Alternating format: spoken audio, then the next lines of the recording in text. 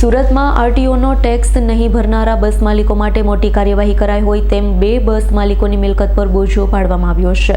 ગુજરાતના પ્રથમ વખત આરટીઓની સૌથી મોટી કાર્યવાહી સામે આવી, જેમાં સુરત આરટીઓનો ટેક્સ નહીં ભરનારા 2 બસના માલિકોની મિલકત પર બોજો પડ્યો હતો। બસનું ટેક્સ ભરવામાં અખાડા કરનાર 2 સંચાલકની મિલકતો પર બોજો પાડ્યો હતો, તો આરટીઓએ ભાવનગર અને ગારિયાધાર તળાજાની જમીન પર બોજો પાડી દીધો।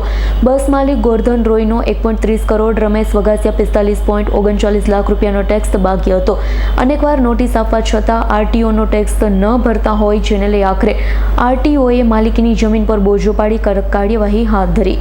માન્ય કમિશનર સાહેબની સૂચનાથી આરટીઓ સુરત અને એના ઇન્સ્પેક્ટરશ્રીઓની તમામ ટીમ દ્વારા જે કોઈ વાહનોના માલિકો છે, ખાનગી વાહન માલિકો અને ટેક્સ જેમના બાકી છે એવી કોમર્શિયલ વ્હીકલમાં પ્રવૃત્તિ કરી રહ્યા છે, એ તમામની સામે ટેક્સ ડિફોલ્ટરની કાર્યવાહી કરવાની હાલમાં ચાલુ છે।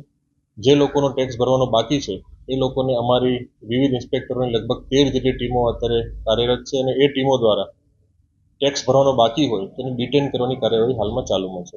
આ દરમિયાન ઘણા બધા ટેક્સ ડિફોલ્ટર દ્વારા ટેક્સની રકમ ભરવામાં પણ આવી છે અને જે લોકો ટેક્સની રકમ નથી ભરી રહ્યા અથવા સરકારશ્રીના નાણાં જેના ભરવાના બાકી છે એ તમામની સામે નિયમ અનુસારની કાર્યવાહી કરી રેવન્યુ રાય વસૂલાત કરવા માટે અત્રેથી રેવન્યુ ઓફિસર દ્વારા એના જે તે મિલકત છે આખા ગુજરાતમાં એની શોધી અને એની પર બોજો પાડવાની કાર્યવાહી હાલમાં ચાલુમાં છે।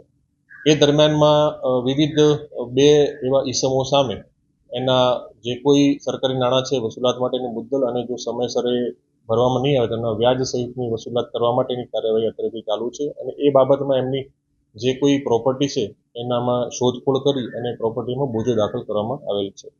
ઉપરાંત આ બસો અહીંયા વિવિધ સમયાનુસાર નોટિસો આપી એની વસૂલાતની કાર્યવાહી ચાલુમાં છે, પરંતુ સમયસર ન ભરે 3 મહિનાથી વધુનો સમય થઈ જાય તો એની સામે અત્રેની ટીમ દ્વારા ઘનિષ્ઠ રીતે કાર્યવાહી કરી અને રેવન્યુ રાય વસૂલાતની કામગીરી હાલમાં ચાલુમાં છે।